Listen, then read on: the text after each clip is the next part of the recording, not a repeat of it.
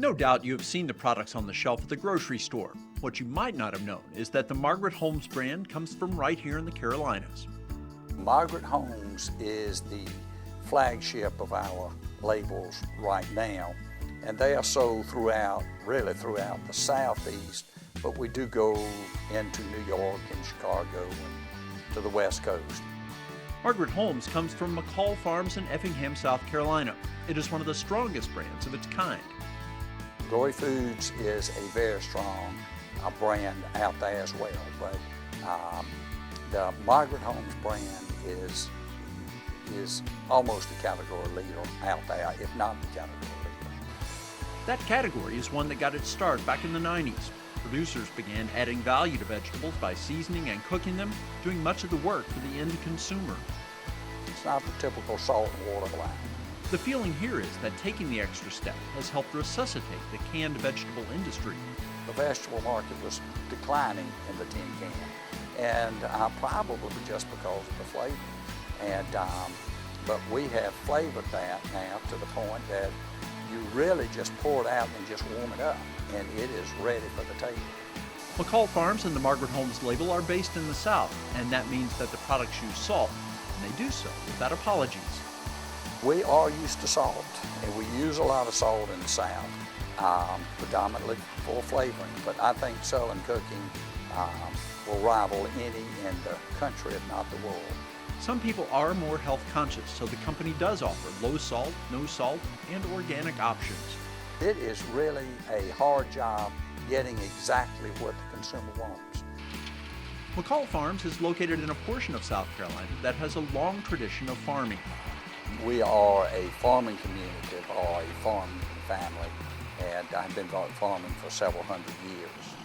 That continues today, whether it be with big fields of collards or acres of cabbage.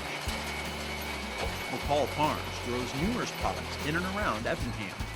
Farming is still a very important part of our operation.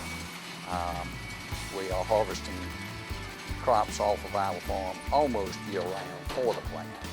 The canning operation has grown so big, however, that despite the large amount of cultivated land here, it's not enough to supply the needs of the plant. We still farm several thousand acres and then have acreage up and down the eastern seaboard to include 21 other states that we bring in agriculture from. We probably got over 50 farms that we really contract with every year. And we contract everything from apples to zucchini squash. It was Marion Swink's father who decided to go into canning and do more than just farm. Marion and his brother Henry went to Clemson and came back to put their degrees to work in the family business. We decided years ago to commit both to the farming and also to the canning side of the business. Under the brothers' direction, the operation has grown immensely. It used to be a 2.5, 3 month single shift operation back then, and today it is 3 shifts year round, and we will can as much in 3 days as we used to can in a year. Over the decades, McCall Farms has seen what was a fairly crowded field in South Carolina dwindle considerably. There was a dozen about vegetable canners in the state, and today we're the only one left. McCall Farms didn't start with Margaret Holmes. The company's canning roots extend way back before that brand came along. Lord Chesterfield was the brand that we originally started with back in the early 50s, and it was supposedly the oldest branded or the oldest label in the Southeast. Some brands were purchased and folded into the products that McCall Farms already had on the shelves. Others were purchased, and the decision was made to keep the name. Margaret Holmes, when we bought that label, was a competing label, and it was a very strong label in areas that we were not that strong in. And so we just made that decision to expand that label. There are several different ways in which products are packaged at the plant. A portion of most every crop, for example, is frozen and put into bags for the freezer. Still, the majority of what is produced here goes into tin cans.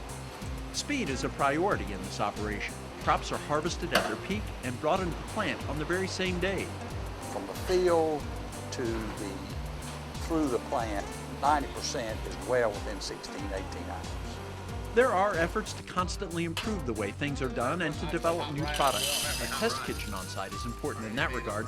There aren't a lot of specifics at this point, but a new product should be on the way from McCall Farms soon. It will be as big a change to our product line now as any that we have ever had. It will be a top-notch meal that still in the can, but it will be something that is not done in the can right now. That will add to a family operation that has already achieved a level of success that has been a surprise to those closest to the action.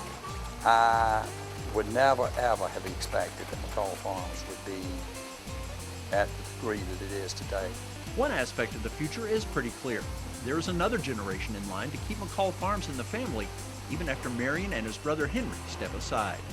That's one of those top 2 or 3 things that make the job real good, knowing that down the road, it's not going, it will still be here in Effingham. It will just no intent whatsoever to get out of the canning business.